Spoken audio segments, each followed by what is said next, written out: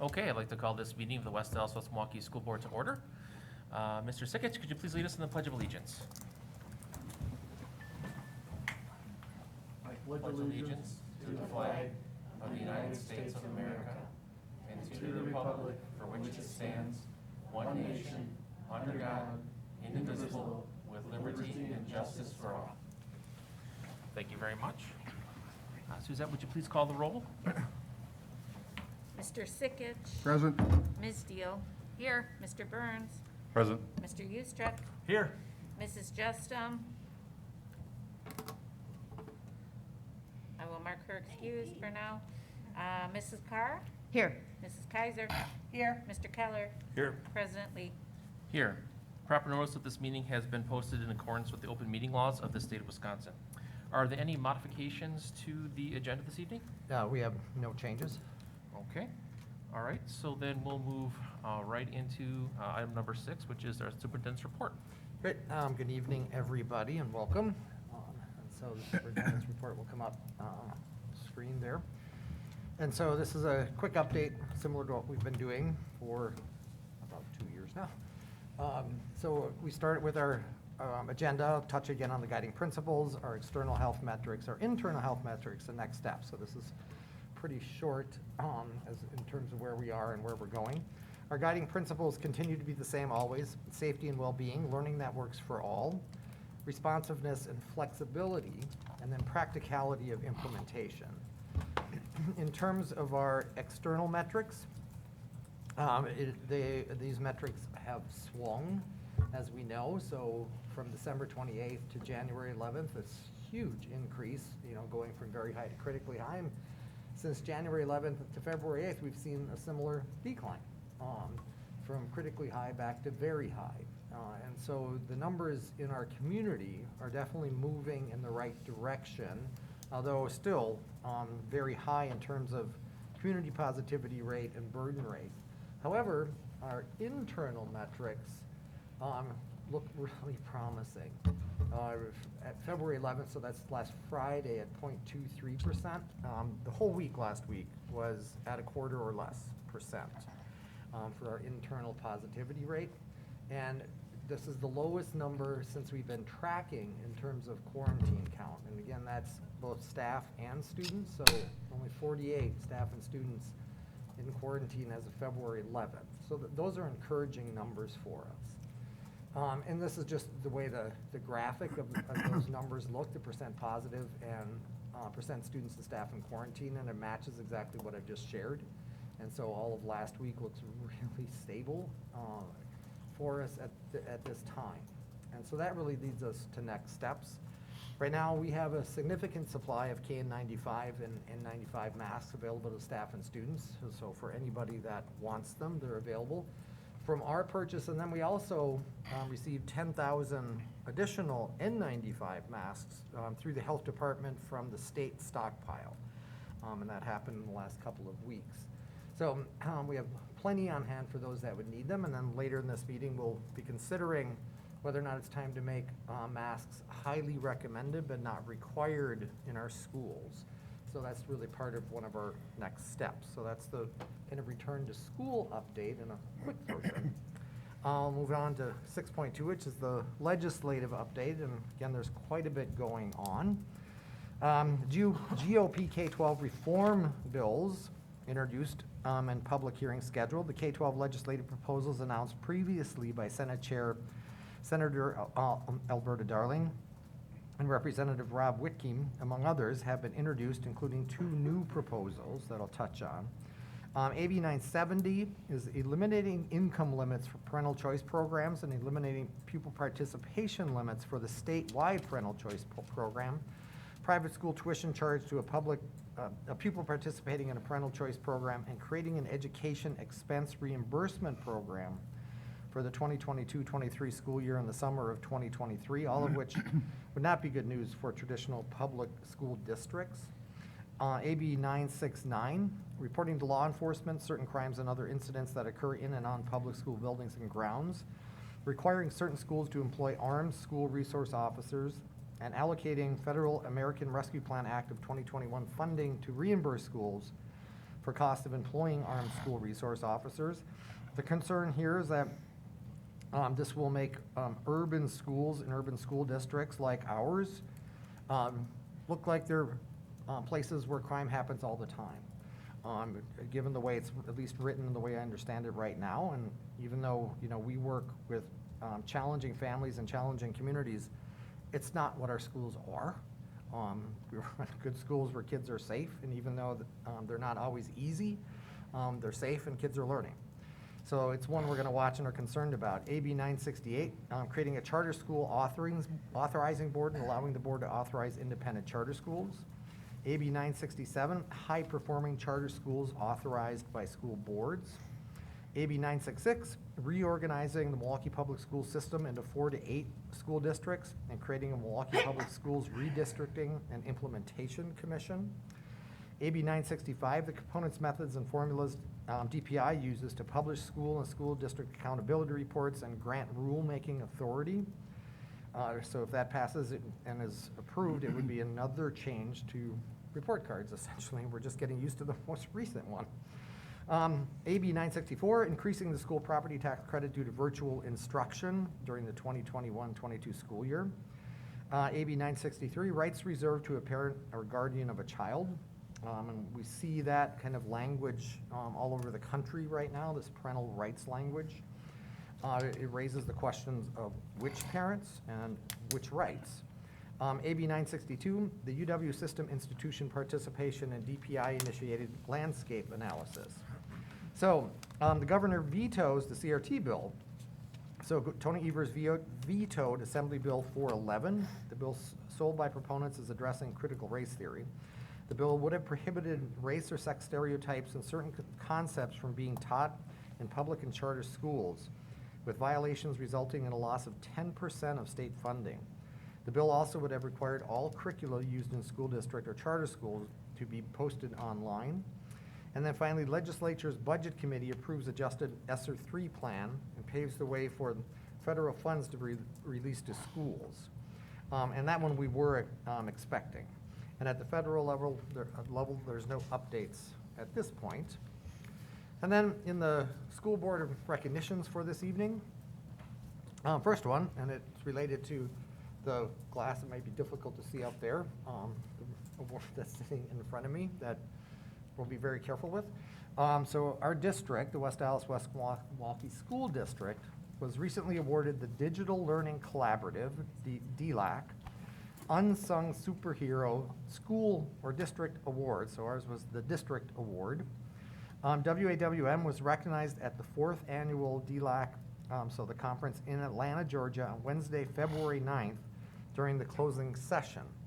This award recognizes the work our district has done with providing high-quality, project-based digital learning experiences to each student in our district, while also focusing on their emotional health and other initiatives over the past year. This award was possible because of the hard work of Deidre Raymer and Adam Hengel in particular. And special thanks to Amanda Stewart, too, who created this video, which we'll see in a minute, which was instrumental in getting our application submitted and accepted and awarded. Serves just over 7,000 students in 19 schools. We are beautifully diverse and have been on a journey to achieve equity through deeper learning for the past 6 years.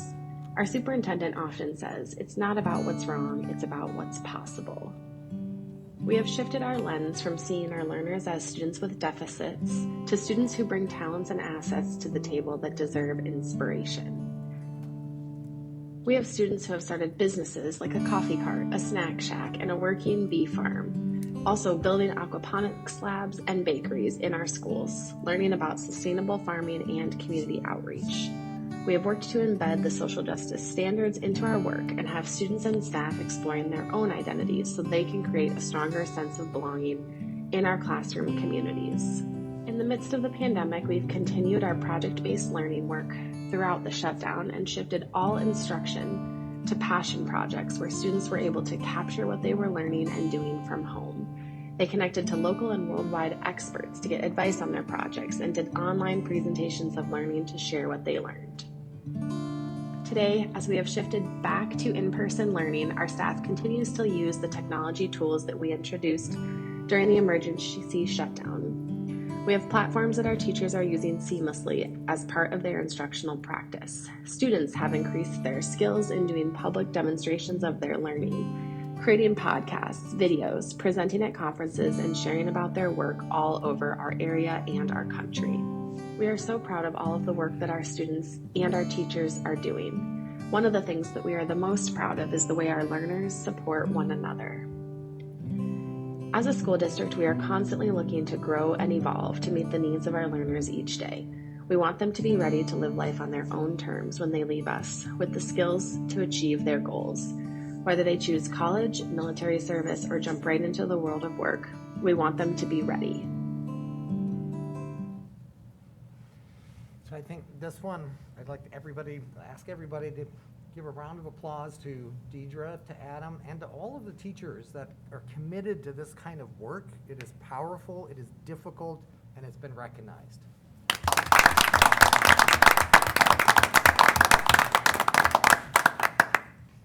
All right, at Dodke High School, they would like to recognize Kaylee Bitters and Angela Wardlow, Amanda Hayes, Phil Fromm, and Greg Gels for having their presentation proposal approved for the DL 2022 conference happening in March in San Diego, California. The group will be presenting twice at the conference, and the presentation is on their experience with partnering with the Milwaukee Bucks and what other schools can learn from conducting this all-school community partnership project. Dotke would also like to recognize Kaylee Bitters for her leadership in making sure that our first ever all-school exhibition event was successful. The event occurred on January 20th and was very well run and well attended. The next one will occur on the evening of Thursday, June 2nd. And then at Shared Journeys, Lisa Kola, Jenny Salasinski, and Danny Haber all became certified through the Early Learning Station, Inc. in putting professionalism into practice. All three also completed a book study reading Pregnant Girl by Nicole Lynn Lewis. Highly recommended. Shared Journeys is collaborating with the Milwaukee Symphony in a project called the Lullaby Project. Students are creating their own personal lullabies for their babies. And then moving on to 6.4, some update and information items. And first, response to public comments from our meeting on January 24th. So first of all, we heard from two members of the public at that meeting. First, both included comments about incentivizing vaccines among students with free socks and gloves. So I did address that already in my report on the 24th, but I wanted to reiterate that vaccines work, and new information indicates also against Omicron. So, and incentives are commonplace in terms of encouraging people to be vaccinated. And just so everybody understands, before we moved forward with our vaccine incentive plan, we had it reviewed by our attorneys, and they had no concerns as long as socks and gloves were also available for students and families to purchase, and that they would also be used as incentives in other ways in the future. The second member of the public who spoke, Mr. Broadwell, also challenged our guidelines for supporting transgender students and also our mask requirements. So first, I want to remind everybody that members of the public have freedom of speech rights when they address the board, but it does not mean that all speech is appropriate or should go on without challenge. Mr. Broadwell's comments about our transgender guidelines and transgender students themselves border on transphobic language that may have been intended to degrade transgender students and their families. The policies the district has adopted around transgender students were done thoughtfully and with the safety and well-being of all students in mind. I said this before, but we have the unique privilege and responsibility of serving all of the public's children. Mr. Broadwell also challenged our purchase of better masks, indicating that the mask came from China, where COVID is believed to have originated. His comments might be interpreted as degrading to our students and families of Chinese descent, suggesting that there is something inherently wrong with products coming to us from China. And then finally, Mr. Broadwell suggested Sweden as an example and noted that there were no deaths among children when they kept schools open and did not require masks. I don't believe this is accurate. Statista tracks COVID-19 deaths in Sweden, and they're published online, and they're tracked by age group. And the reports as of January 26, 2022, there were 11 deaths in the 9 years and younger age group. Additionally, preventing infections in students is not only about protecting them, but the community as a whole. So my responses here are not to limit anyone's speech, but to ask anyone who addresses the board to think about the impact of that speech, and will it harm someone intentionally or even unintentionally? Our words matter, and being thoughtful about that in a manner, being thoughtful about the manner in which we use them matters as well. And just a couple other updates, unrelated to public comments. So today and tomorrow are professional learning days for educators. So I want to thank the members of our Professional Development Committee and all of the teachers and leaders who helped to plan these days, and in particular, our teachers that open their classrooms and are kind of showcasing their work. Those are, I think, nerve-wracking experience for our teachers that commit to that, but they're always really well received. And so, as we hopefully pivot from the time of COVID, these days are essential to moving our strategic plan forward and again, improving student outcomes for all of our students. And then finally, referendum communication is rolled out now. The referendum website is live and will be updated regularly. It is available directly from our homepage. There's now on the right-hand side of our homepage where we always had enroll now, COVID information. We've changed the top one to referendum. And it takes you to a special website focused just on referendum communication. So we also did the first information session about the referendum for some of the elementary staff this afternoon. Deidre and I did that. And we're doing another one for secondary staff tomorrow afternoon. So we use some of the time on the professional learning day. So we don't need to interrupt each school staff meetings or collaboration time quite as much. But we will make sure we get in front of every single staff person and even do an information session here for the staff in this building. So that concludes my updates and the superintendent's report. Okay, thank you very much. So we'll move on to item number 7, which are public comments for this evening. As a reminder, anyone who wants to address the board must sign up on our online form and provide the information that is requested there. Each person will have 3 minutes to address the board. You must start by stating your name and your address. And as a reminder, the board cannot reply or provide any sort of interaction during your public comments, and if there is a response that is required, it will be provided to you either directly or at the next regular Board of Education meeting. All right, so if there, I'm sorry? For folks that are possibly communicating via Zoom, will you be cutting them off at the 3-minute mark? I'll be Or doing giving my a best warning? to work, because we do have to do the, Yeah. the audio back and forth, but yes, Okay. everyone gets 3 minutes. I want to make sure people are aware that we are aware of that. Yeah. So right now I only have one person that signed up for public comments, and if there's anyone who is listening via Zoom who would like to provide a public comment, please use the link that's in the chat in order to do so. But without further ado, I'll start with the first person, Leah Zacharias. Should I still state the address? Yeah, name and address, yes, please. Leah Zacharias, 1958 South 93rd Street, West Dallas. When pandemic restrictions were first put in place, it was with the intent that they would be removed as soon as possible. At this time, circumstances have changed. Case counts are declining. Everyone 5 years and older has access to the vaccine. Families have access to high-quality masks, which will make one-way masking protective to the mask wearer. The responsibility needs to shift from a mandate to an individual responsibility of the family. There is harm that should be discussed when it comes to masking our children. Masking has a cost, especially for young learners. The risk-benefit calculation needs to be considered. Our children have been undergoing COVID-19 mitigation measures for 2 years now. Their emotional, social, and physical well-being have been sacrificed. These children have paid the highest price. Families should have always had the responsibility to make decisions for their children's health, and it's time to give that responsibility back to the families. It's time to end the mandatory masks in West Dallas, West Milwaukee schools. Thanks. Okay, thank you very much. The next person I have is Rhonda Jones. I think she's on Zoom.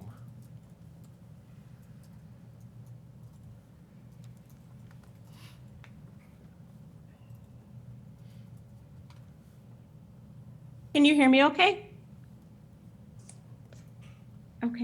Um, my name is Rhonda Jones, and I live at 1457 South 86th Street in West Dallas. I'm speaking again tonight on behalf of my son and for so many other parents who are unable to attend tonight's meeting. I'm asking the board to please reconsider making your masking rule against our children as optional. As I explained in the beginning of the school year, my son, as well as so many others, have been affected by this masking emotionally, educationally, and medically.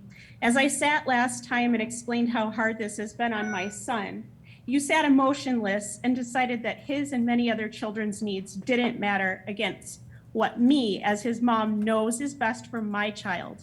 When the world around us is celebrating maskless, the Super Bowl in mask quantities, banquets, other sporting events, concerts, and district awards being handed out in Atlanta, all maskless, our children are told to put your masks up, and they're reprimanded if they don't. Your abuse against our children has created lower test scores, children who are behind in reading and speaking because they can't see their teachers' faces to see or hear them properly, depression and kids on medication, and so much more.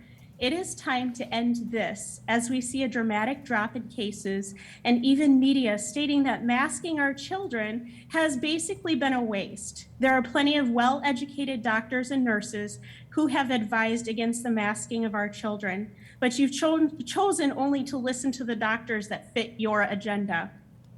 I was absolutely dismayed when one of your candidates spouted off that all he hears is masks, masks, masks, and wants to talk about other issues and how to improve things academically, where he totally missed that this is a large part of why kids are doing poorly in academics and why parents are frustrated.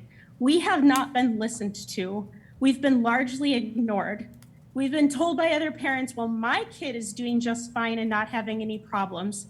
That's great for some of you, but for many of us, it has been hard. It's hard watching my kids who used to get great grades now struggle. It's hard watching my kid who used to be funny and happy sink into a deep depression. It's hard to get my kid motivated when he sees that no one cares what he thinks. It's time that you let me and so many other parents decide what is best for our children and to let them breathe. And as for children who want to, or as for parents who want to continue to mask their children, that's also their choice. But I want my choice back, and it's long overdue. Okay, thank you very much. Next on the list is Mr. Michael May, who's also on Zoom. Hello, Michael May, 2375 South Green Links. First of all, thank you for following public health for these last couple of years. I do appreciate it. But the real reason I'm hopping on is to say thank you to the board members and or their families who were able to make it out to James and the Giant Peach a couple weeks ago. Lane Patriot players did a great job, and we just want to thank everyone for their support. Thank you. All right, thank you very much. That is all that I have signed up for public comments this evening. I will wait a minute, as I usually do at the end here, if there's anyone else who would like to sign up on the sheet. Again, it's a link. It's included in the chat if you're watching via Zoom. If you're here in person, we have the ability to sign up out in the lobby, in the elevator lobby.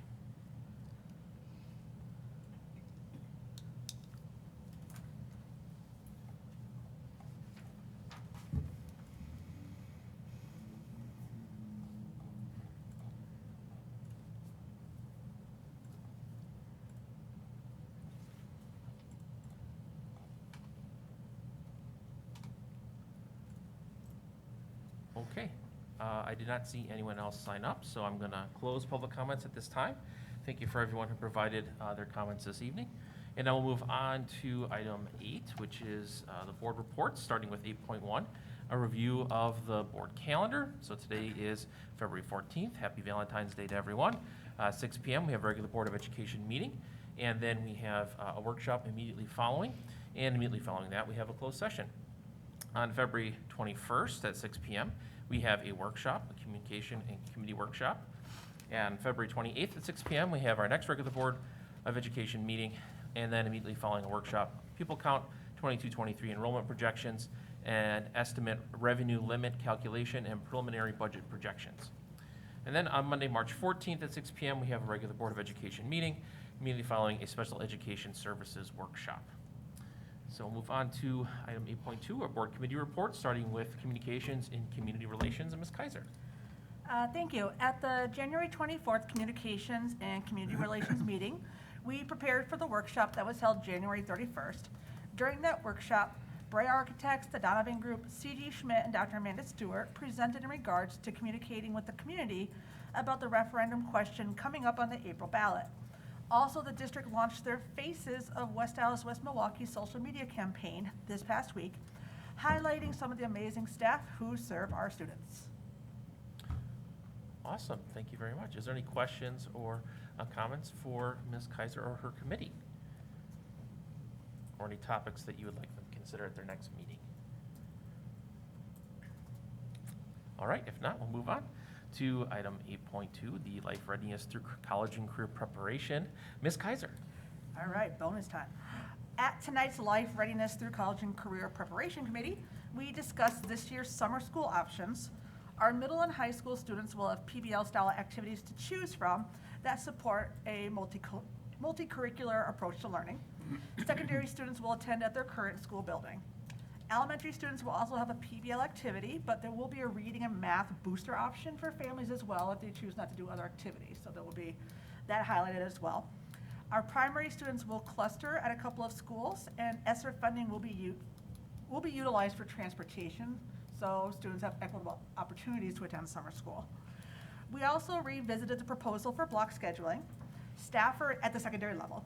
Staff are in favor of the schedule, but families have valid hesitations. Currently, there are several logistical concerns, including a possible need for more classes due to an increase in instructional time available because we're not transitioning and stuff like that. And how advisory time might be reworked. For now, we are leaning towards stacking 9th and 10th grades as a modified block schedule, so reading and social studies would follow one another, math and science would follow one another, so teachers can coordinate that way.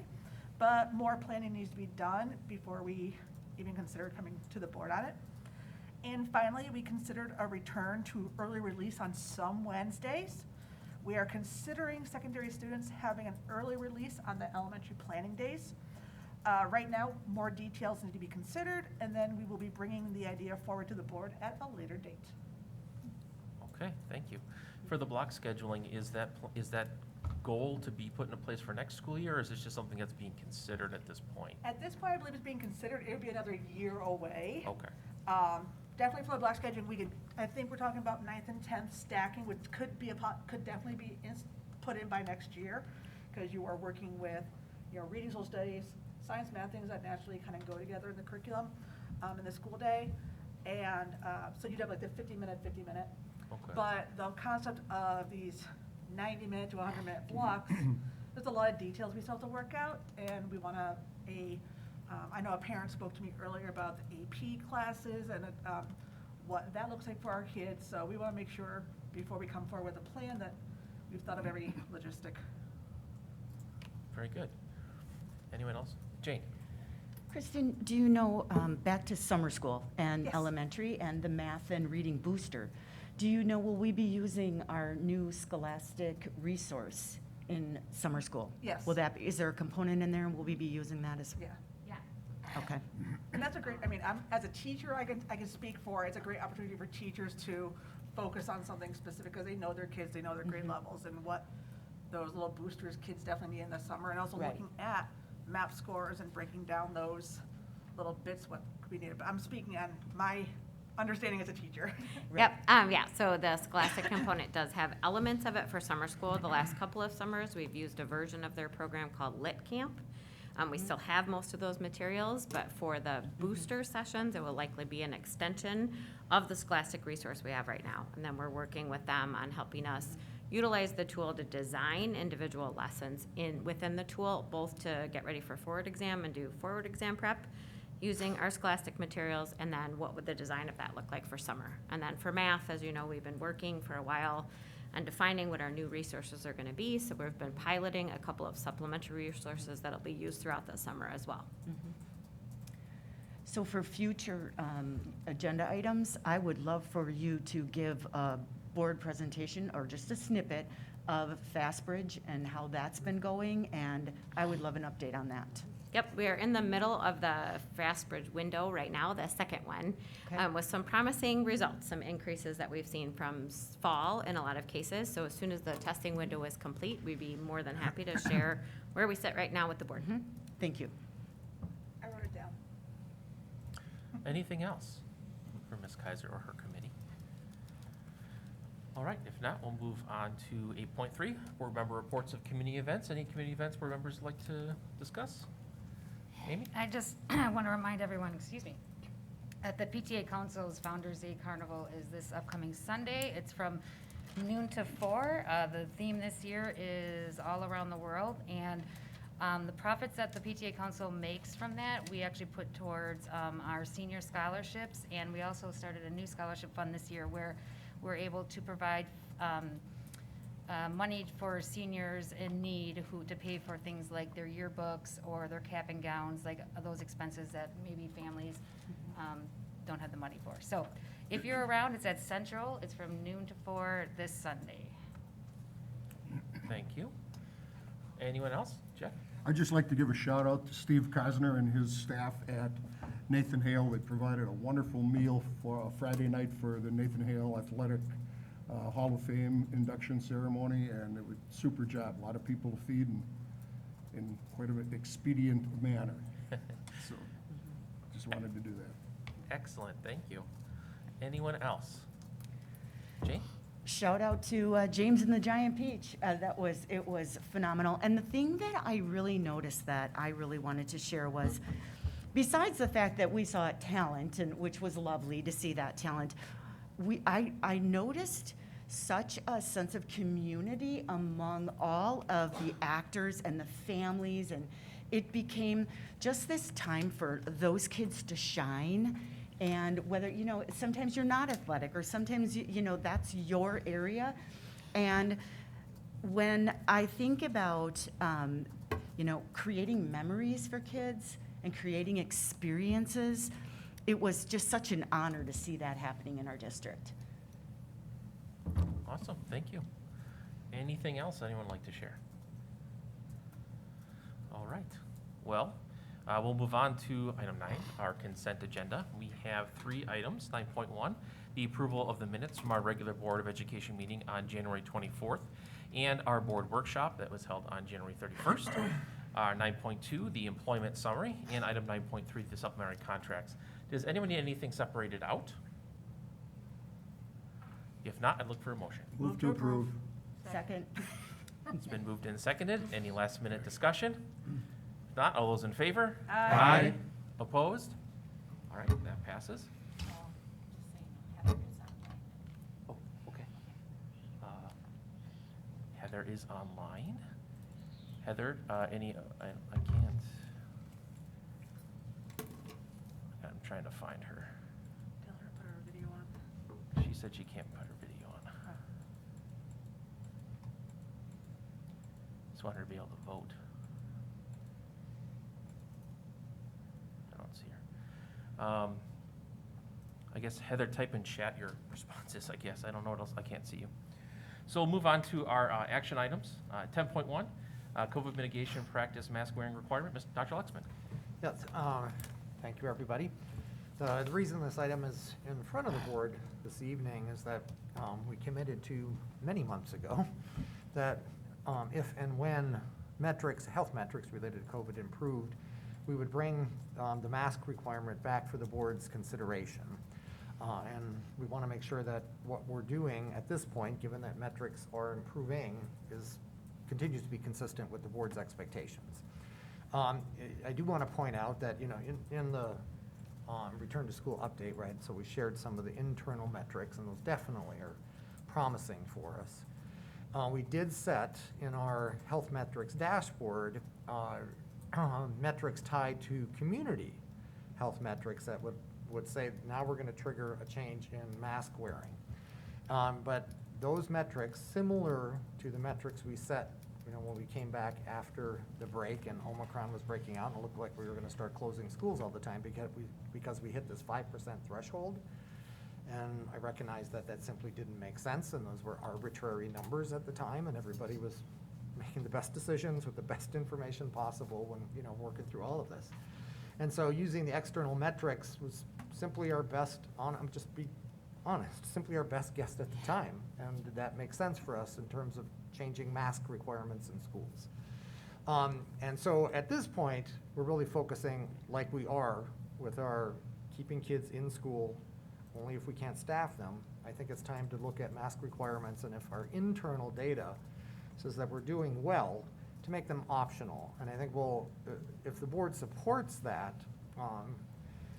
we'll communicate carefully that, we're gonna highly recommend them, and we have KN95s, N95s available plenty for whoever wants them. But it would be, our recommendation, it's highly recommended but not required, so they become optional in our schools. I also, if the board supports us, would really like to see that we simply drop the requirements in our athletics and other events. Again, I'm just gonna be really brutally honest, it is absolutely unenforceable in those spaces at this time. We're I think maybe the last or second to last district doing or trying to do that. And that's the reality of where we are. And so I don't want to kind of deceive anybody from what we're trying to do or are capable of doing. But that's why it's back in front of the board for your consideration or reconsideration. And if the board doesn't support this, we'll continue with our best efforts and continue to require masks in schools.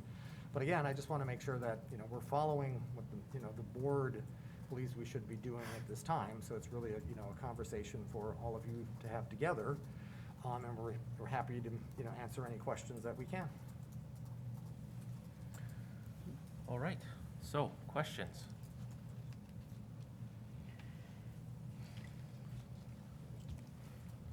Jane?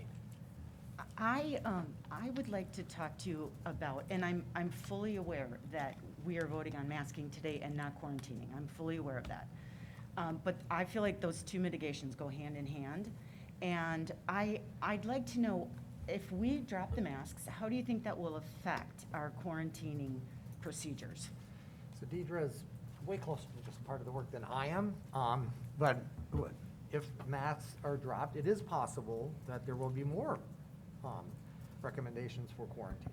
Yep, and that's included in the executive summary as well, because the current quarantining guidance, and that's been a big part of our mitigation strategies, have been to isolate, right? Once we know of an identification or a close contact, and we are not proposing, as you said, Jane, any changes to that at this time. Right. So if a family were to choose to, should the board approve this, or approve masks being recommended and not required, and should a family choose to not have their child in a mask, potentially they would then be considered a close contact, because we aren't going back to separating people to 6 feet apart in classrooms. There aren't enough space for that. So right now, the rule is within 3 feet for more than 15 minutes with your mask on, right, is still considered the close contact. And so this would be, with your mask, without a mask on, would be definitely close contact. The masks on provide less students who are currently ending up in quarantine as close contacts. So if more students were at school without their masks on, more would be considered close contacts in those moments and potentially could end up in quarantine. And families just need to know that that's the reality of that situation, should the board approve this tonight. So close contact, even if there's no symptoms or no family members in the house. So again, I struggle with that, because I am almost more concerned about quarantining than I am about masks. I really am. I want kids to be in school, and I do not think that we should be quarantining the kids if they have no symptoms or no family members at home that have been tested positive, and they have not tested positive. So again, I'm concerned about going forward with the mask and then leaving that other mitigation in place. And I would want something from the administration, at least saying, we're also then going to, I'd like a timeline, I guess, about, are we going to, look at this for 2 weeks or 3 weeks? And again, we do that all the time. We look at it weekly. But then when will we go back and talk about quarantining and changing that mitigation? Will it be based on the data that we receive when we remove masks? Give me something on quarantining. Yeah, I think, and we'll jump in for a second, and Marty, you can let us know what your thoughts are. But right now, you saw the numbers for positive cases and the number of students we have in quarantine, which are very low for us at the present moment. Right. What you would see would be, that would give us an indication that should, again, the board approve going recommended and not required, you'd see a significant more number of students showing up positive from those quarantines. If we still continue to see patterns where that wasn't the case, then that would be something that the board might want to consider coming forward to then change the process around quarantining, or change the system that we've currently been following, which is to follow the CDC guidance and the guidance that we get from our state health department. So that's really what you'd be looking for, is the number of students who turn up positive would be on a significant increase for then the board might want to consider looking again at a mask policy or a mask mandate. And then also, that number staying low would indicate that perhaps there's an opportunity to move on the quarantines as well. Okay. Yep, no, I agree entirely. It really is, I think, again, if this is supported based on our internal data that we'd watch, I think we'd see more students go into quarantine. But if that then levels and comes down, I think there's another conversation that we can have. There are a number of school districts in our area that have dropped masks quite a long time ago, and just because it's so hard to keep up with the contact traces and quarantining, they do their best to inform parents, and then the answer is you decide if you want to keep your kid home. Right. I don't know that I'm comfortable going there right now. We've taken a careful kind of step-by-step approach, so tonight is this one step, and let's see what we learn, and maybe there's another step that's not too far behind. Because our goal is equal to that. Jane, we want the kids in school Yes. as often as possible. And I know that, and so I just, my last comment is that I encourage you to get more comfortable by using our internal data. Okay, thank you. Good. Other comments or questions?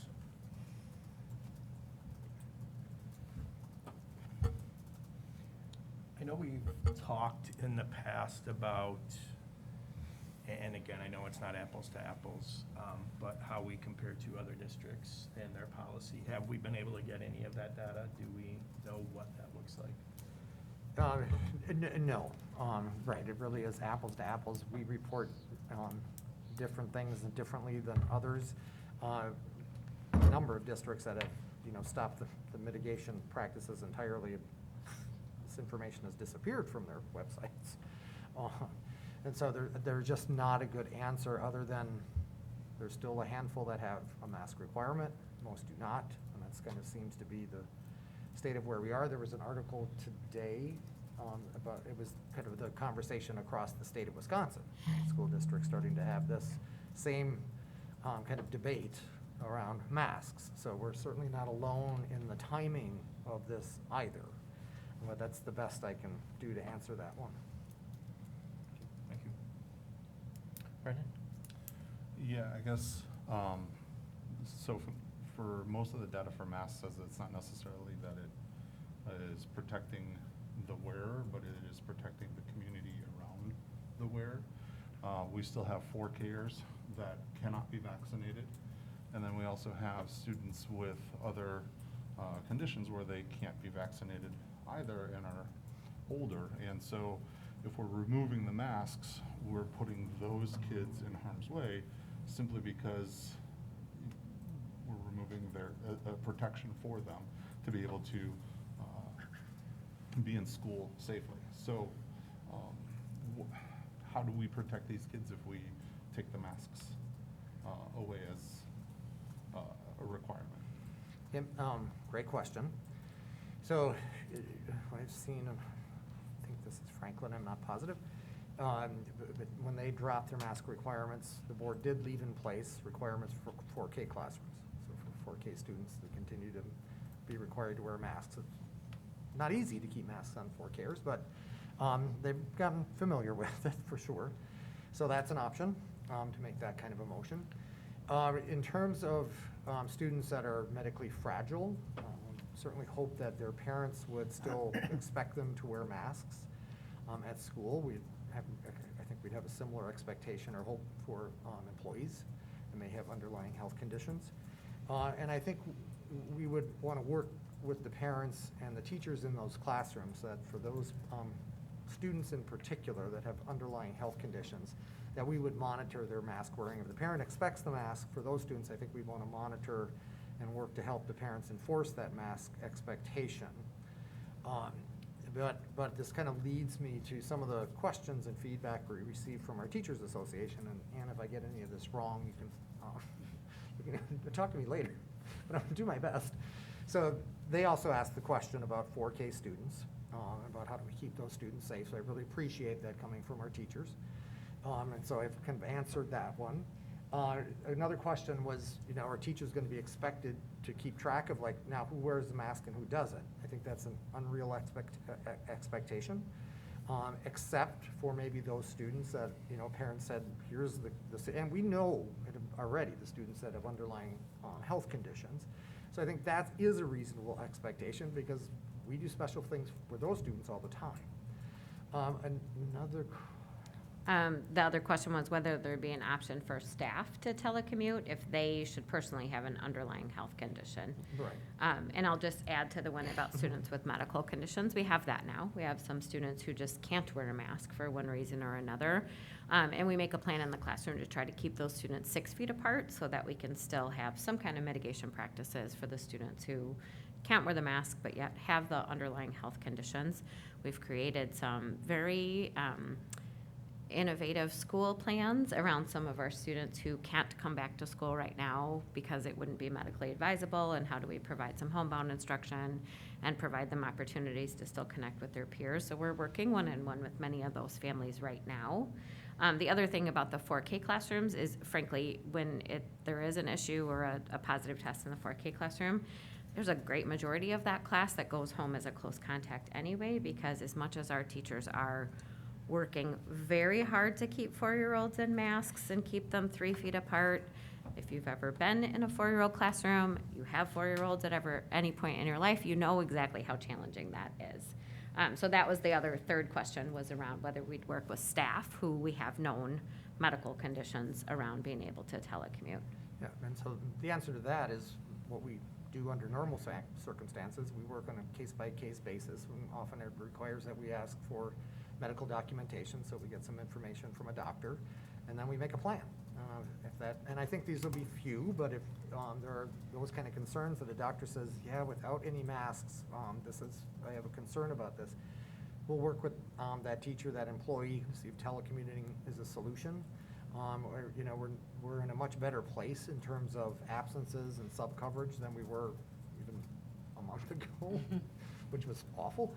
And so we may have a little more flexibility. So we want to work with staff on a case-by-case basis. And then the last piece of feedback was, and said you reached out to the executive committee of the Teachers Association and heard back from 6 of whom said we support going to masks being highly recommended but not required. And so that's just a little bit of, some outreach and feedback directly from our teachers. Other questions, comments? Brendan? Yeah, another one. The other piece is looking at our internal metrics. Because we mitigate and because we're doing the things that we're doing, would that be why our internal metrics are so much lower than our city metrics as a community? Because then it would mean that keeping these mitigations pieces in place is actually effective at keeping this down, which then keeps kids in school, keeps parents at work, keeps the community rolling. So I think the answer is yes. It is possible that our mitigation practices or masks are part of that, but it's not the only solution, right? So it's the cleaning, sanitizing, it's the air purifiers we have in classrooms, and those will continue to be used. But the only way to actually answer the question, because this is speculative, right, on my part, is to make the masks optional and monitor the data.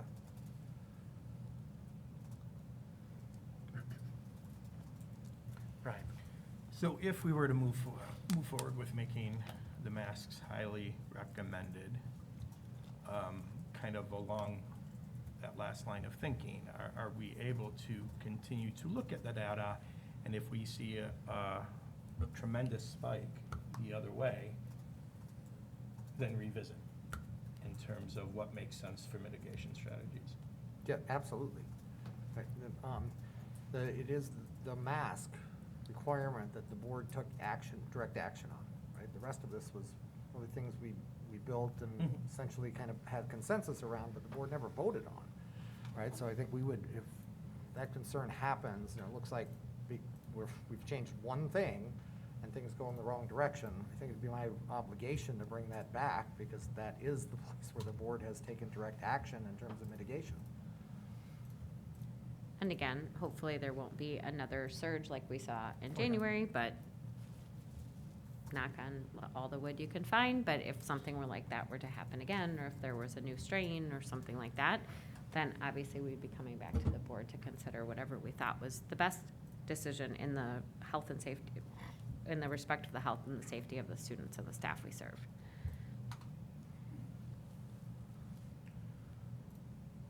Other questions and comments?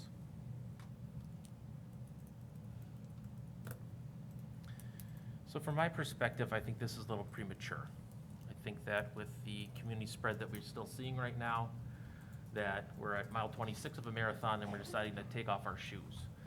I don't think that makes sense from my perspective because of that. I think that if we waited even 2 more weeks, it would be even better for our community spread, which would reduce risk quite a bit for everyone involved. When you're looking at the fact that when we came back from Christmas break, that we had a huge influx and spike in our schools. And that was because everyone was doing whatever they wanted, doing with whomever they wanted. And when they come back from spring break, we're gonna have another similar situation happening. Having the reduction in community spread now is a good sign, definitely. And I'm very hopeful that it will continue to decrease. This was predicted that around February that we would see the Omicron wave start coming back down. And I was personally looking at the beginning of March to start looking at a possibility for, reducing some of our mitigation practices in place. So for me, I think that although the signs are looking good, we're not quite there yet to be able to say it's safe to just make it highly recommended instead of required. There's, a lot of data that supports that. Number one being the letter that we got from the local health departments, which basically said what I just summarized. This is not the time to do it. We're not quite there yet. The CDC hasn't changed their recommendations either, although they have discussed that new guidance for schools is coming, that there is going to be new guidance coming soon. But they also said that, don't throw your masks away. We should still be masking at this point to prevent the spread. I know there's a lot that is put around kind of the fact that kids don't get super sick, which isn't 100% true. Some kids do get super sick. I think like 20% of hospitalizations right now are students, are children. Obviously, a lot has to do with the fact that a lot of children aren't vaccinated. I was hoping that we were gonna have some good, solid vaccination data for our schools. It didn't happen for both students and staff. I know that the information that we have been able to gather isn't accurate, so unfortunately it's not, we can't really draw any conclusions from it. But we do know from county data, the percent of student age kids that can be vaccinated, that are vaccinated, is around 30%. So you could probably assume similar percentages for our schools as well. And again, for age groups, for our teachers, about the same. Again, it would be good to know from one school to the next if we have more staff versus less staff that are fully vaccinated and boosted if they can be, because that builds confidence. Part of the argument is, well, now everyone can get vaccinated who wants to get vaccinated, so we shouldn't have to mask anymore. But really, the vaccination only helps if you actually got it. So if there's a lot of people who didn't get vaccinated who get sick, maybe they don't get super sick, but someone else does, and someone else gets so super sick that they die. And that happened to a lot of people, and it's still happening to a lot of people. So for all those reasons, I personally will be not supporting this measure. I think that we're a little premature on it. I would like to see a different date. February 16th is very quick, and You know, I was personally looking at reconvening on this in our first meeting in March to look at it again, see if the numbers continue to come down, and then I think it might be more pertinent at that time to be able to make those decisions. So that's where I stand on it anyways. Amy? And I'm just gonna jump in and just let you know that I also think that this is premature in the sense that I think if anything, it's our quarantine policy, because honestly, what I see here is similar to what Jane brought up. If we change the mask mandate and we say it's optional, we're opening it up for a lot more kids to possibly be quarantined. And I know the feedback that I've received from parents is that's what they were mostly upset about. If our goal is to keep our kids in person, to continue to allow kids to get the in-person instruction, I just don't know how we do it by taking masks away and then essentially any kid that's unmasked, if they're in close contact, I just see our numbers going up. So for that reason, I am going to say that I will not be voting for this. And I'm saying that they should be, masking and quarantining should go hand in hand. And so we should talk about changing our quarantining as well. Because both of them, I don't agree with both of them, or either one of them. So I'm on the other end.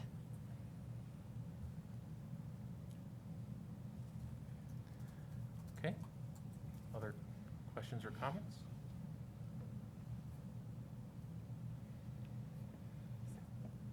If not, I guess I'd look for a motion. I'll move to approve the mitigation practices for the mask wearing requirements as printed here, going into effect on February 16th. Second. All right, it's moved and seconded. Any last minute discussion? And I will say, Heather, we need to make sure we can at least hear you. We can't take a text vote, so I hope you can get your microphone working or your video, one or the other. We can't take a text vote. Any other last minute discussion? All right, all those in favor? Wait. Oh, I'm sorry. We're gonna do a roll call vote? Roll call vote. Mrs. Kaiser? No. Mr. Burns? No. Mrs. Justum? Yes. I'll come back to Mrs. Justum. Mrs. Carr? Yes. Mr. Sikich? Yes. Mr. Eustruck? Yes. Mr. Keller? No. Ms. Deal? No. President Lee? No.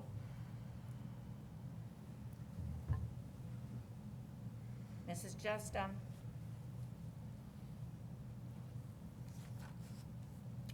I can see her, but she's muted. I mean, I can't see her or hear her. Brenda, did you go? Did you go?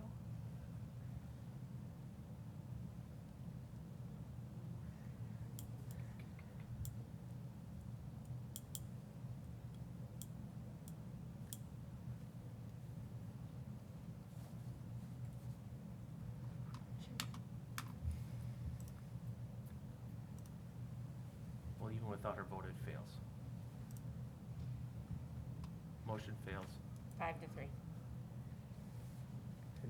So follow-up question for the board.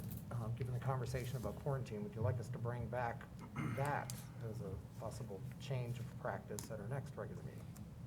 Yes. So our next regular meeting, End of February. February 28th. the end of the month. Right, Yeah. Yes, please. We can come back to this at the next meeting if our CDC comes back or other things change. This is not today only, we can't talk about this again in 2 weeks. Right. And so I just want to It make sure will that's be. out there that this is not a, On the 28th, that's our next Yeah. our next regular meeting where we take Exactly. action, so. And again, that was kind of the day the timeframe I was targeting myself for looking at it based on what things are happening in the community, so. Okay. Hopefully things continue to get better and, Yeah. No, and just like I said in the introduction, wherever the board goes with this, we'll continue to do our best to follow the board's direction. And then for the 28th, we'll bring back, where we are with internal data and potential masking, and maybe it's a broader conversation about all of the mitigation practices. And would it be possible to get better vaccination data by that time? If we can in 2 weeks. Staff are working on it. Yeah, it's just, some of that's been reliant on secretarial help from the schools. We are now just one full-time contact tracer working with us based on some staffing issues. And so, yeah, as best we can, yes. Would it be possible to send a survey out to families and staff asking if they'd be willing to voluntarily provide this information, so it wouldn't have to go piecemeal by it, at least from a staff perspective? I mean, it's a voluntary thing that they can decide if they want to share or not, but that might be able to get us at least by building. Because for me, I mean, the students are less likely to get as ill, but the staff have a higher chance. And so if we had a good idea of what staff were fully vaccinated and or boosted, I think would be helpful for me anyways. Yeah, we did a similar survey early on with staff, so I think repeating that probably makes sense. Sure. It probably just needs to add the question about boosters. Okay. If we're gonna talk about the quarantining situation, can we also talk about, as an extension of that, I think a lot of the concerns are that when kids are quarantined, they're basically just missing a week or whatever of schoolwork. And I think a lot of parents are feeling it's impossible to catch up to that. I've actually experienced that myself a couple times. So can we talk about that plan and how we can work around that a little bit? Because that's becoming a common frustration, especially for people who have been affected multiple times throughout the school year already. Sure. Yep. Okay. Anything else before we move on? Okay. 10.2, approval of the 2021 audit report. Mr. Duff, I believe. You look surprised. So. I'm not sure if there's much more to discuss. We had a work session on it weeks ago, and so this is just for the formal acceptance of the audit report. No additional changes or anything from what we saw at the workshop? No, there were no changes to what the auditors did, so it's all the same from the last meeting on the 24th. Okay. Any questions? If not, look for a motion. Move to approve. Second. Moved and seconded. Any discussion? All those in favor? Aye. Opposed? All right, that passes. We'll move on then to our workshop.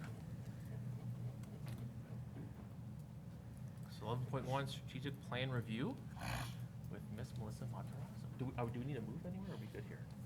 No, I think we're okay here. We're okay? Okay. Am I okay? Yeah. Yep. Okay. Sorry, I feel somewhat familiar with this spot, but it's good to see you again. And I think it's been a long time since I saw you in the flesh, so I'm Has been delighted some to do time. so. Oops, I didn't mean to do that. You'll just give me one moment.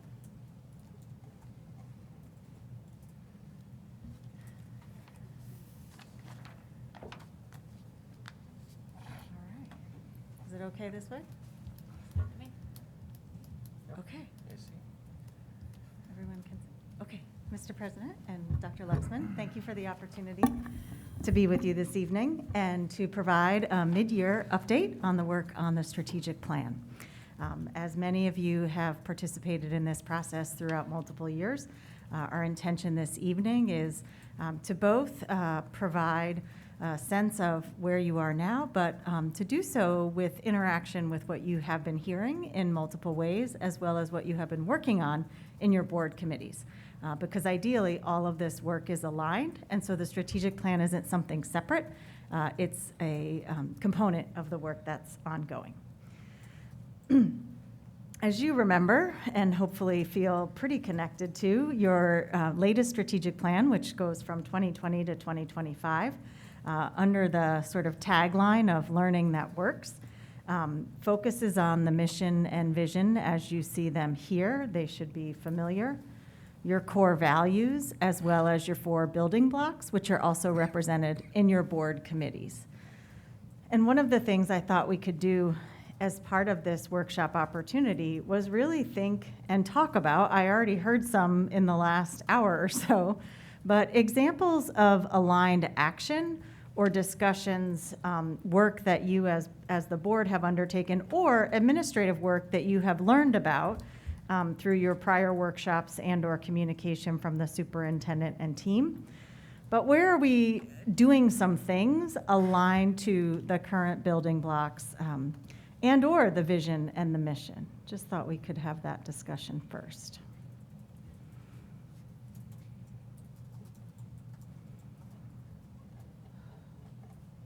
No. Maybe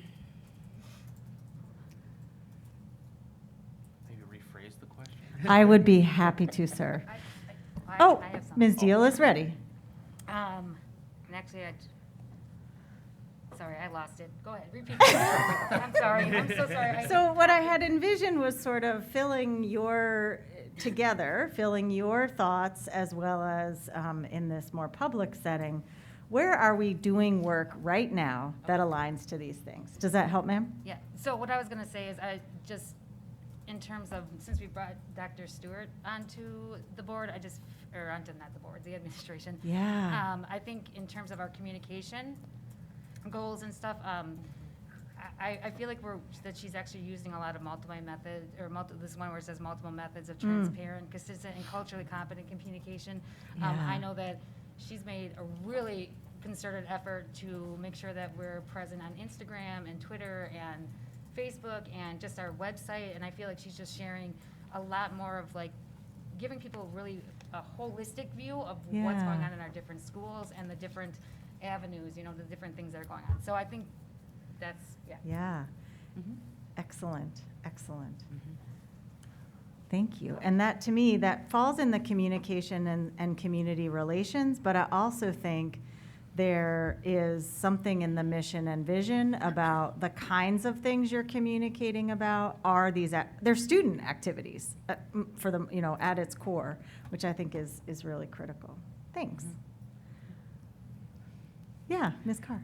I think that one of the things that the board has been working on is the referendum, and I feel that goes in all 4 categories. I really do. It's about making modern spaces for our learners, and I mean, you can go through each and every one, and you can see that that really works towards the strategic plan. Yeah. You might think it just sits in financial stability, but to your point, it is also, effective learning and teaching spaces are important for employee culture, and certainly for families and others in the community to recognize the opportunities here. Sometimes that's very much the visible and visual facilities that you have to provide to students and the community. I know for the financial stability efficiency ones that we have made progress on our audit findings, which we just approved the audit from last year. And that goal was met actually from what we had set before. So, I mean, I really kudos to Caitlin and her team to get that done, because it was a lot worse shape than what we have right now. So it's a great thing to do, because when I first joined the board, that was one of the biggest issues was finances. And so it's great to see that we're in such a much better place now in meeting these goals that we're putting forth as far as stability and efficiency, and the other one being our budgeting, so making sure that we're within 2% or less of excess funds at the end of the year, so we're expending the funds we're getting on this year's students and staff, and not having huge surpluses at the end of the year. So that's, I think, really great and important, and that feeds into the equity portion too, I believe, because then we're expending those funds equitable, so that we're making equitably to ensure that we're using the money that we're getting from taxpayers to be able to educate and pay our staff and educate our students now, and doing it in an equitable way. Indeed. I actually think you've exceeded your goal that was set for 2025 as of 2022. So we can talk, or Dr. Lexman can talk a little bit about what we do when you have exceeded. And to your point, that's more than just the financial stability. That means a lot in lots of other ways as well. So your equity beliefs are also a core component of the strategic plan. And listed as they are here, I think you have brought it up, Mr. Lay, and Ms. Deal also brought up the way in which communication and/or resource alignment are also trying to be more equitably shared and distributed across different populations in the district and community. I wonder if there's anything here in the beliefs that you have noted in recent work as either a board member or in work with your board committee that particularly aligns to one of the equity beliefs.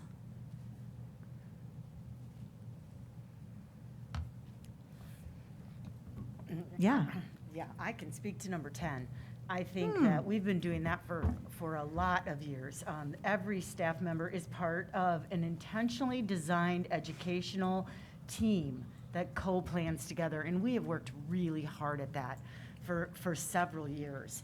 And I was part of that work. And in the years ago, teachers did not want anyone in their classrooms, and they did not want other teachers in their classrooms. And it was a kind of shut your door and do your thing. And we've come such a long way, and that is so good for kids, how we have wrapped around them, and we've used all of our SPED teachers and our reading specialists and our coaches, and they all plan together for the greater good. And so I think we have met that mark. That's excellent. Certainly. Yeah. I think the use of data, it's number 7, is something which has really informed a lot of the decision-making, at least when I'm working on the board, especially when it comes to educational softwares and new educational curriculum and things like that. When we see a deficit or we're hearing from staff like this just isn't working, we try to pivot or provide something more, either as a supplement or a replacement, to hopefully be able to meet the need that we have. As with many districts, I'm sure a lot of our curriculum is dated, and so we've been able to, with the better finances we've been able to maintain, actually be able to start replacing those things on a regular schedule so that we're hopefully teaching more up-to-date material. It's still a work in progress, I know, but I know we've made large strides for that in the last several years. So, but data pushes a lot, and we've instituted new testing mechanisms and new surveying mechanisms for students and families to try and figure out what's working for them, what's not working for them, and we've tied some more strategic plan goals around increasing those scores as well. That's excellent. So in addition to those, what I thought I would just mention before we kind of get into the measures that you're working towards from the administrative team and that you'll hear more about, I just wondered, I was thinking that there are lots of ways you can be informed of progress towards the strategic plan, though we don't perhaps always make a very explicit connection. However, I think it's good practice when you get whether you get them weekly or biweekly updates from the superintendent and directors. Ideally, those are pieces of information that align to the building blocks and the vision and mission to try to help you in your daily interactions with the public have the most up-to-date information that the administration has. Clearly, your committee meetings and hearing the reports, the couple of reports that came out tonight, by the way, excellent job reporting out. It was great to hear. But I think those are places where, as a teacher, it's really nice when things. I'm a teacher too. Okay. So I think, within those meetings, there should be, most of the topics should relate directly back to those building blocks and the measures I'll share in a moment. Tonight is sort of a pause, and certainly this year is a lot different than we might have imagined it would be, I think, as of last summer. So this continuous checking on where we are is important. And then at the end of the year, usually over the summer, and it can kind of depend when your data comes back from student achievement or other external measures, but it'd be reasonable and you should expect an annual update on progress towards those strategic plan goals. Certainly through the course of the pandemic, many districts, perhaps yours included, have not been able to make those updates as regularly because we've been absorbed in operational updates and decisions, as you all just went through a few moments ago. But I do think the West Allis, West Milwaukee is ready to get back on that and to have that reporting occur this summer. So just so you know, and again, to help affiliate what you hear through other methods to the strategic plan. In your 2025 goals for each of the building blocks, we have identified specific measures of success. So it's one thing to say we want kids to have success in life through college and career readiness. That's great. But how will we know if we've done more of that in any given year than a prior year? And so while you see the deeper learning competencies embedded there, know that the goal of the district over the 5 years of this plan is to get to a place where every student has an annual public demonstration of learning, and every student has at least one post-secondary opportunity before graduation. And then in the survey tools that you use from Panorama, there's a desire to move to what you see is pretty much at least 80% of students are reflecting favorably on those really important characteristics, from social awareness to self-regulation. And they're pretty ambitious targets over time, and what you'll probably start to see as we report this year is those original numbers were, I'm thinking pre-pandemic, or very early in it, and so we'll have to see whether we're going like this or we're going a little bit like this, which certainly could be expected. You'll also see the bottom 3 bullets there are focused on reducing exclusionary discipline, increasing the 4-year graduation rate, and increasing attendance. And certainly that last one also likely impacted by the very information you were just talking about related to either COVID itself or quarantines and isolations. And still, when you get to 2025, this is what you're aiming for. In relation to that, you may receive updates. If the Panorama survey is given more than once a year, you might see some results that relate to that. And as we heard from the reporting out tonight, there were definitely some key activities and strategies, I think, going on in that success in life through college and career readiness. But anyone else on the committee want to mention things that they are hearing or working on that relate to these outcomes? There's one right there. Exactly. Being Wow, recognized. I didn't see it from over there. It's quite beautiful. You know, to have the work recognized at that level nationally, you know, when you talk about equity through deeper learning, they got that message. Yeah. So I think it's pretty powerful. Yeah. Not. Oh, if I and you, could- ma'am, sorry, I yes. didn't mean to scare you.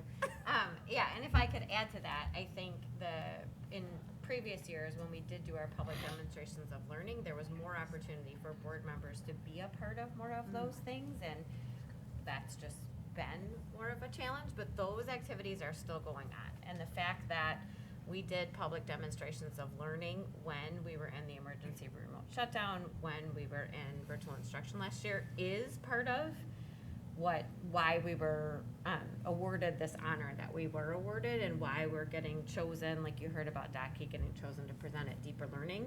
That is another international conference, and it was extremely competitive to get on the speaker presentation.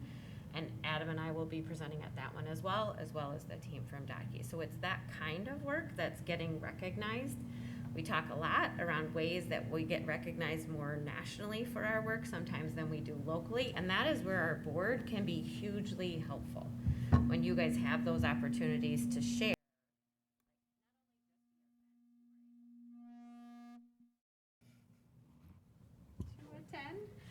But also just kind of some of the learning that you're seeing coming out of some of those moments, and that I think we are doing a ton of that now.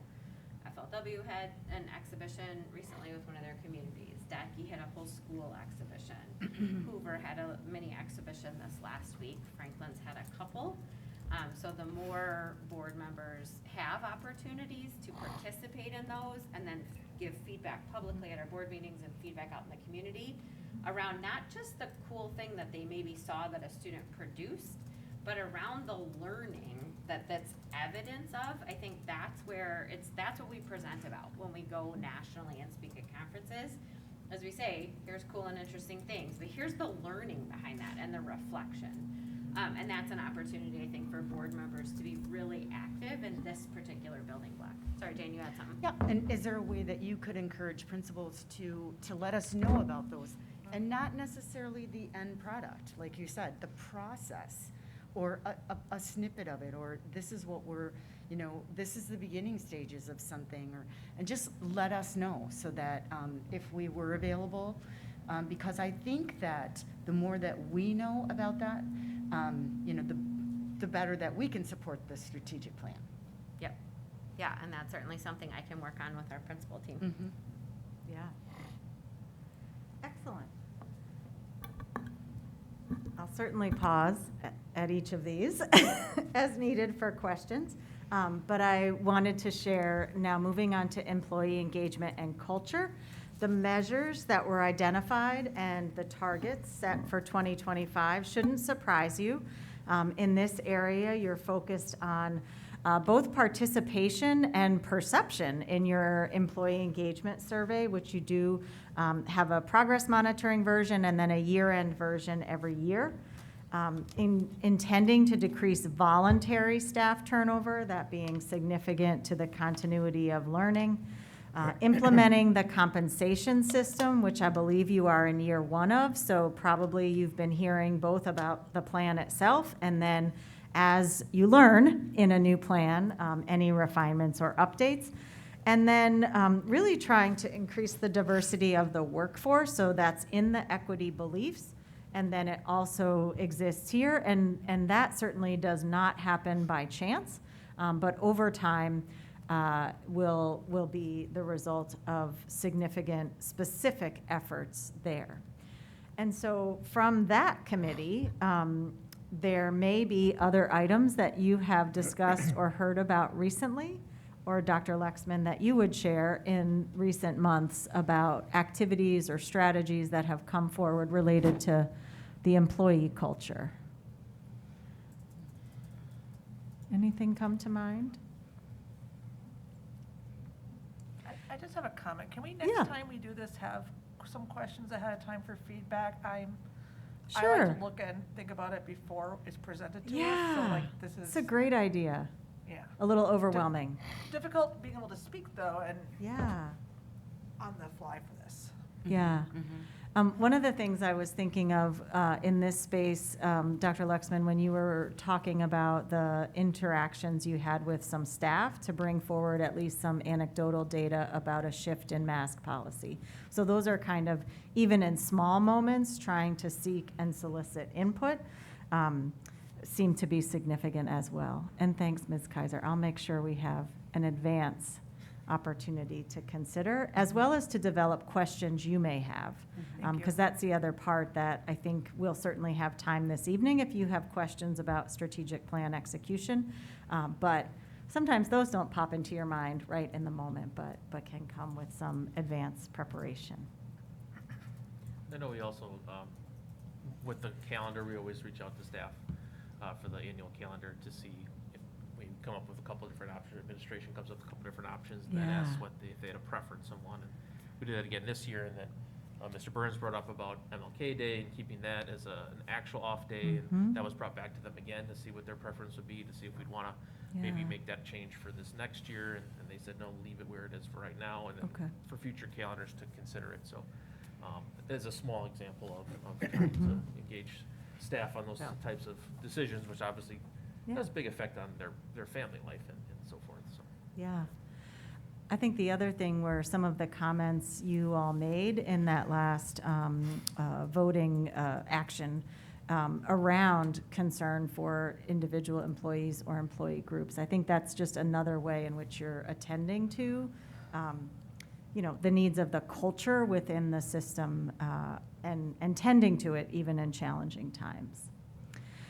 So in communication and community relations, part of what I really appreciated hearing, Ms. Deal, when you spoke earlier was about social media and different methods of communication, because the targets here are in a lot of spaces, but that's included. particularly with technology offering us the methods that it does. While we do continue to want to see more parents provide feedback on the annual survey and also have a more positive perception of the district, that's kind of a lagging measure and comes once a year. And you want to have more interaction certainly throughout the year, as likely happens at many schools. But increasing social media engagement, and the use of the term engagement is about people engaging with your content, not just you putting it out there. So I think that's one of those ways that you get a sense of people are interacting with what we're doing and sharing, not just if they're passive recipients, you don't know who it got to or how broadly. Trying to increase or sustain the open rates of information that is sent, which certainly in a busy time when folks may seem overwhelmed by emails, good to see. And then kind of the final, if you ask me, most significant measure here is, can all of those things, along with increased academic performance and a great place for people to work and financial stability, decrease the number of resident students who opt out of West Allis, West Milwaukee? And certainly that's not something you track probably more than just once a year.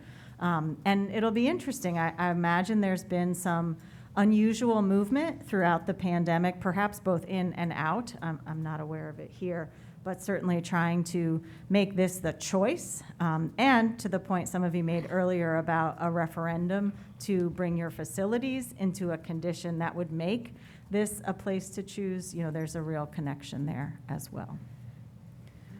Am I missing anything in the space of communication and community relations that has come up recently? I just think like the videos that Yeah. they do such a great job putting together and having a regular sort of like posting, so like it's coming up on my feed more often when I'm seeing something being posted by district, or grabbing like the award and posting that up on the thing. Like that used to lag quite a bit. We would maybe hear about it at the board meeting, but it wouldn't be posted on social media ever. And so I think that just those things, it gets the district in a positive light in front of people more often, and so that they're aware of it. And so then when something comes up like the referendum, well, I haven't heard anything about, what now they're asking for money. So I think like that all can feed into having a better narrative for what our district is. Yeah. And it makes it very easy for all of us to help, right? I mean, even I often retweet things from West Allis, West Milwaukee, because they're so cool. Well, thank you. And I would like other districts to see what you are doing. But I think for each of you, when you have those things that you're informed of in a format that you can also share with others, allows you to be an ambassador without having to know the explicit detail of every single activity. And so then in financial stability and efficiency, board president referenced the first goal, which I think given your very positive audit, I don't know if it's positive or just not negative audit. I don't know how you characterize that, but this year sees you really exceeding and moving beyond the goal. As you mentioned, making sure you have a reasonable fund balance, but also one that can secure you in the case of emergencies, so the balance between those two. And then obviously the work on a facilities master plan, and my understanding is what has led to your willingness to bring forward a referendum with the public. And so you can see how when we first started this, that was just at its initial phase, developing the plan, and I'm sure you've were the recipient of many reports from Ms. Windler on that particular process. Some of you may even served on committees there. So seeing those things make a move, and I believe, in fact, the credit rating also made an improvement between when this started and now. So just exciting. I think that you're not going to tick off every one of these, and frankly, even in 5 years, there may be some that you don't attain. But if you don't set the bar high as an organization, you never know what you could have accomplished. So seeing some of those things already coming to fruition hopefully is very helpful, even in the conditions we've been living in. So I'll certainly take further questions or wonderings, but I would encourage you as you head through the spring to be listening for where items that come before you reflect here, and reflect back to your strategic plan, and then anticipate a good annual report out at some point once we have the majority of the data to share. And Dr. Lexman, I didn't let you kick off, so perhaps I should have let you speak. I'm so sorry. You want to speak now? I talk too much anyway. No. That's all, folks. I think it's important for our board, for our team, that every now and then kind of, oh yeah, we have a strategic plan, and we're trying to do some big things that we agree to. And there are some ways to measure some of the big things we agree to, because it's so easy to get stuck in the day-to-day or into the last nasty email that you received and let that kind of live as like, oh, that's the work, and to remember that there's bigger work that we're trying to accomplish. And, you know, it gets defined by this plan, so revisiting this every now and then, even if maybe we didn't quite prep you enough for the conversation, so we'll work on that. But it's helpful that, oh yeah, this is there, and it's guiding the work. And to get back to, you know, more granular reporting in the spring, summer, it's probably gonna be more likely. So how did we actually do in moving the needle towards these things, some of which have been accomplished already, which is, I think, pretty spectacular for us. But others, employee engagement, parent satisfaction, not a surprise, they're probably going in the wrong direction. And so where are we in, and how do we get back on track? So that'll be the conversation in the summer about the scorecard, so that the board really has a more in-depth kind of understanding of not only the goals, but also the strategies that we think are gonna really help us move the needle. Because in 2025, we want to be able to celebrate, you know, how far we've come, and like Melissa said, we may not hit every single one of these, but that's also the year where you're setting another 5-year set of goals. So I think that's both kind of an entry and an exit for us this evening. Indeed. Any questions or comments, anyone? About the strategic plan, or? I guess I have one, and that would just be for the ones that we have achieved. So what does that mean? We're at 2022 right now, right? So there's 3 years left of this, and we've achieved some of these goals.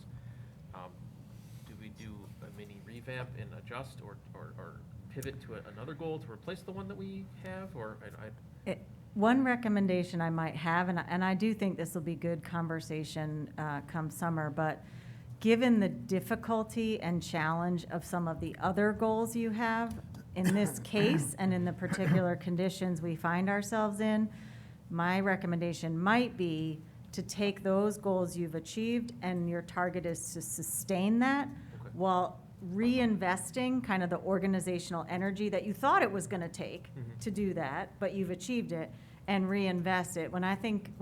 You know, to your point, Dr. Lexman, when we think about the impact of these years on children, on families, and on employees, perhaps sustaining our financial stability is adequate while we also be as intentional as we can there. But I do think it's an open question. Certainly in other times, we might say, well, why don't you take that goal to the next level? I just think you do want to be reasonable about what the organization and the system can undertake as we begin to exit from the gravest parts of the crisis. I think there's still a long road back in many cases. Okay. But good, great question. I just don't want Caitlin to get bored. Running out of things to do. All right, well, thank you for your leadership. This doesn't work without a highly productive and effective board. So I'm grateful for your service to the community and to the system. Thanks. Thank you very much. Thank you very much. Thank you for coming. Always a pleasure. Okay, so at this point, we have to adjourn this session, and we're going to reopen as a committee of the whole. So I need to ask for a motion to adjourn at this point. So moved. No. Second. What? We took that off. It's here. After strategic plan and recording. No, we're not adjourning. Adjourn into executive session. Executive session. Oh, we're not doing the. Not doing the Okay. policy work. Okay. The policy. We're still good. Yep. Moved and seconded. All those in favor? Aye. Opposed? All right. We will we'll turn off everything, and then we have